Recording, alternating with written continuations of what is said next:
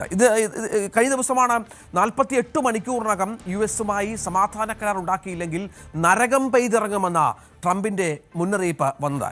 ഇറാനുള്ള അന്ത്യശാസനം ട്രംപിന്റെ അന്ത്യശാസനം നാളെ അവസാനിക്കുന്ന പശ്ചാത്തലം കൂടിയുണ്ട്. ഹോർമുസ് തുറക്കാൻ ഇറാൻ നീട്ടി നൽകിയ സമയപരിധി നാളെ അവസാനിക്കാതിരിക്കുകയാണ് ഈ മുന്നറിയിപ്പുമായി ട്രംപ് വീണ്ടും വന്നിരിക്കുന്നത്.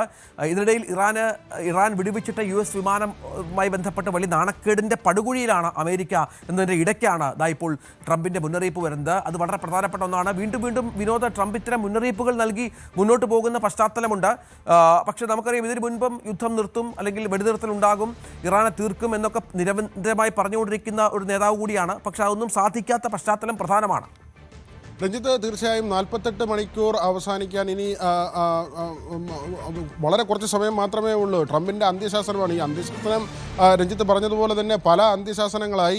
ഒരു അന്ത്യശാസനം കഴിയുമ്പോൾ വീണ്ടും അന്ത്യശാസനം പുറപ്പെടുവിക്കുകയാണ്. അങ്ങനെ പല മുന്നറിയിപ്പുകൾ കഴിഞ്ഞു, പല ഭീഷണികൾ കഴിഞ്ഞു. ഏതായിരുന്നാലും ഇറാൻ മുട്ടുമടക്കുന്നില്ല എന്നത് തന്നെയാണ് ഈ നിമിഷം വരെ നമുക്ക് പറയാൻ കഴിയുന്നത്. കാരണം അത്തരത്തിലുള്ള വിവരങ്ങൾ ഇസ്ലാമാബാദിൽ കഴിഞ്ഞ ദിവസം ചില ഒത്തുതീർപ്പ് ചർച്ചകൾ നടന്നിരുന്നു. പക്ഷേ ഇറാൻ്റെ പ്രതിനിധികൾ നേരിട്ട് പങ്കെടുത്തില്ല എന്ന വിവരമാണ് നമുക്ക് ലഭിക്കുന്നത്. അങ്ങനെയാണ് വാർത്താ ഏജൻസികൾ റിപ്പോർട്ട് ചെയ്യുന്നത്. എന്നാൽ യുദ്ധം അവസാനിപ്പിക്കുന്നതിനോട് ഇറാൻ യോജിപ്പ് പ്രകടിപ്പിച്ചിട്ടുണ്ട്. പക്ഷേ യുദ്ധം ആരംഭിച്ചത് അമേരിക്കയും ഇസ്രയേലുമാണ്. അതുകൊണ്ട് അവർ ആ യുദ്ധം അവസാനിപ്പിക്കട്ടെ എന്ന കാര്യമാണ്. ഉപാധികൾ അംഗീകരിക്കുന്ന നിലയിലേക്ക് ഇതുവരെ ഇറാൻ എത്തിയിട്ടില്ല. കാരണം 15 ഉപാധികളാണ് പ്രധാനമായും ട്രംപ് മുന്നോട്ട് വെച്ചത്. അതിൽ ഈ യുറേനിയം സമ്പുഷ്ടീകരണം അത് ഉപേക്ഷിക്കുക, അതോടൊപ്പം തന്നെ ഹോർമുസിൻ്റെ അധികാരം പങ്കിടുക, അങ്ങനെ പല കാര്യങ്ങളാണ്. യുറേനിയത്തിൻ്റെ കാര്യത്തിലൊക്കെ ഊർജ്ജാവശ്യത്തിന് വേണ്ടിയെന്നുള്ള കാര്യം ഇറാൻ ആവർത്തിച്ച് പറയുന്നുണ്ട്. ഇതുവരെ ഇറാൻ ആണവശേഷി ആയിട്ടില്ല എന്ന് തന്നെയാണ് വിലയിരുത്തൽ. അങ്ങനെ ആകുമെന്ന ആശങ്കയാണ് അമേരിക്കയും ഇസ്രയേലും പങ്കുവെക്കുന്നത്. ഏതായിരുന്നാലും